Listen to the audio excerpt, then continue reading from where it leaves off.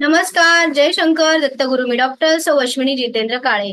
नमस्तेस्तु महामाये श्रीपीठे सुरपूजिते शंख चक्र गदा हस्ते महालक्ष्मी नमस्तुते. मार्गशीर्ष महिन्यामध्ये घरोघरी मोठ्या आनंदाने आणि उत्साहाने महाराष्ट्रामध्ये सौभाग्यवती स्त्रिया माता महालक्ष्मीचं आगमन करत असतात. मार्गशीर्ष महिना म्हटलं की यामध्ये येतात महाराष्ट्राचं कुलदैवत श्री खंडोबा यांचे नवरात्र. त्यासोबतच आपले आराध्य श्री दत्तात्रेय त्यांची जन्मतिथी जयंती आपण साजरी करतो. गुरुचरित्राचे पवित्र असे पारायण प्रत्येकाच्या घरी होत असतात. परिपूर्ण श्रद्धेने आणि भक्तीने आणि सकारात्मक ऊर्जेने भरलेला असा हा मार्गशीर्ष महिना सुरू झाला आणि मार्गशीर्ष महिन्यातला पहिला गुरुवार येतो दिनांक 5 डिसेंबर 2024 या दिवशी. लक्ष्मी प्रत्येकाला हवी हवीशी असणारी अशी ही माता महालक्ष्मी. या महालक्ष्मीचे अष्टरूप आहे आणि अष्टलक्ष्मी आपल्या घरामध्ये स्थिर राहण्यासाठी आज मी तुम्हाला काही छोटे छोटे उपाय देत आहे.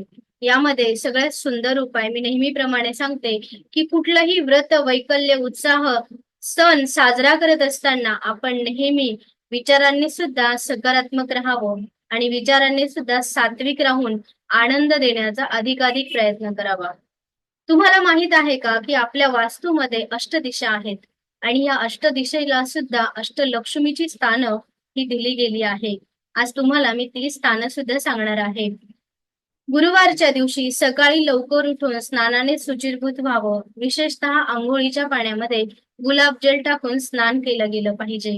आपल्या घराच्या मुख्य दरवाजाची चौकट स्वच्छ करून हळद, चंदन आणि केसर एकत्र करून छान स्वस्तिक काढलं पाहिजे. हे स्वस्तिक दरवाजावर काढावं आणि उंबरठ्याची हळदी कुंकू, सफेद किंवा पिवळी फुलं वाहून पूजन अवश्य केलं गेलं पाहिजे.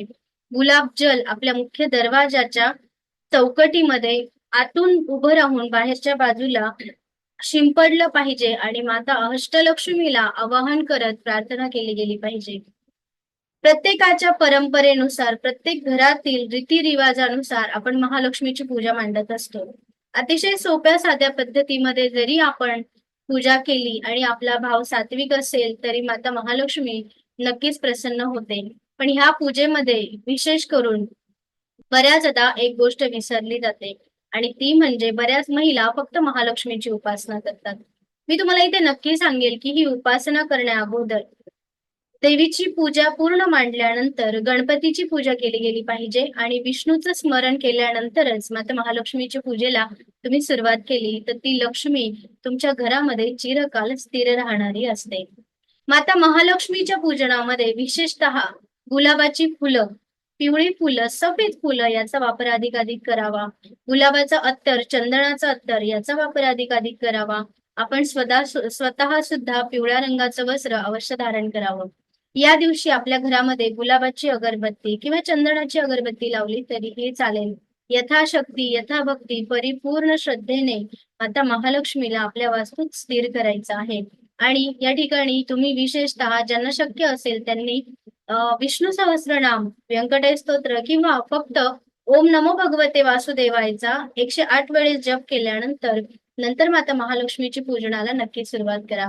माता महालक्ष्मीच्या पूजनामध्ये जी मार्गशीर्ष महिन्यातली कथा सांगितली जाते ती कथा पठण केली गेली पाहिजे आणि त्यासोबतच इंद्रलिखित इंद्र उवाच नमस्तेस्तु महामाये महालक्ष्मी अष्टक जे आहे त्याचा किमान घरामध्ये 3 वेळेस सलग पाठ केला गेला पाहिजे. अशा साध्या सोप्या पद्धतीत आपण पूजन करतो. त्याही पलीकडे जर आपल्याला अधिक उपासना करायची असेल तर आपल्या वास्तूमध्ये जर श्रीयंत्र स्थापन असेल तर श्रीयंत्राला उद्या पंचामृताने अभिषेक केला गेला पाहिजे आणि पंचामृताने अभिषेक केल्यानंतर श्रीम या बीजमंत्राने महालक्ष्मीला कुंकू अर्पण करायचं आहे. श्रीम श्रीम श्रीम किंवा तुम्हाला शक्य असेल तर श्री सुक्ताची 16 आवर्तनं तुम्ही तुमच्या वास्तूमध्ये अवश्य करू शकता.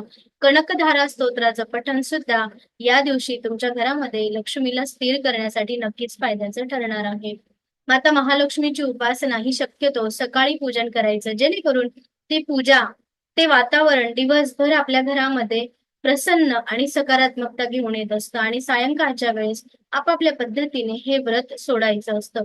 ही साधी सोपी पद्धत या व्रताची आहे पण यामध्ये नैवेद्य जो आहे हा नैवेद्य विशेषतः माता महालक्ष्मीला अतिप्रिय मखाना आहे.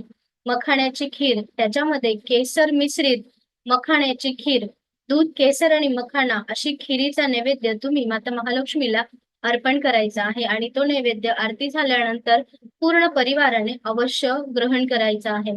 त्यासोबतच तुम्हाला माता महालक्ष्मीच्या नैवेद्यासाठी वेलची, खडीसाखर याचा सुद्धा उपयोग तुम्ही नक्की करू शकता.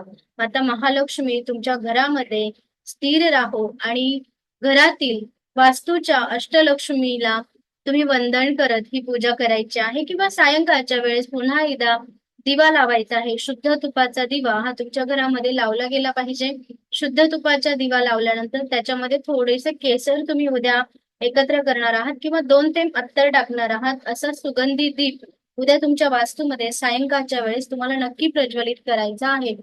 ज्या ठिकाणी आपण प्रवेश करतो मुख्य दरवाजाच्या ठिकाणी सुद्धा उद्या सायंकाळी आपल्याला शुद्ध तुपाचा दिवा लावायचा आहे आणि माता महालक्ष्मीला आमंत्रित करण्याची प्रार्थना नक्की करायची आहे. याच्यामध्ये लक्ष्मी शाबर मंत्र जो येतो तो तुम्ही तुमच्या वास्तूमध्ये किमान 108 वेळेस जर रोज म्हणायला सुरुवात केली तर लक्ष्मी तुमच्या घरामध्ये स्थिर व्हायला नक्की मदत होईल.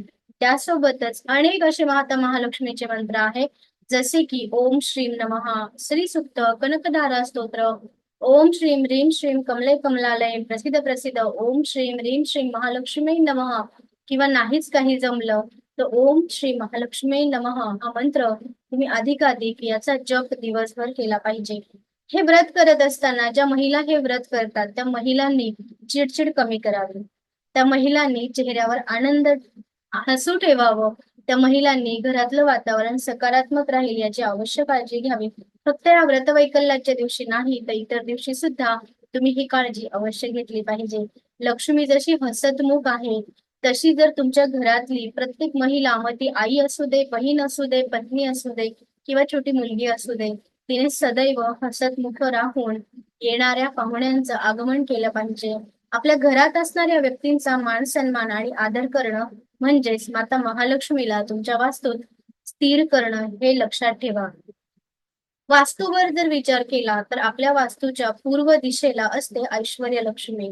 त्यामुळे ही पूजा केल्यानंतर सायंकाळच्या वेळेस आपल्या वास्तूच्या शक्य असेल तर 8ही दिशांना दिवा लावा आणि हा दिवा शुद्ध तुपाचा लावून त्याच्यामध्ये 2 काडी केसर आणि 1 थेंब चंदनाचा अत्तर लावा आणि हे दीप तुम्ही मार्गशीर्षातले 4ही गुरुवार अवश्य लावू शकता.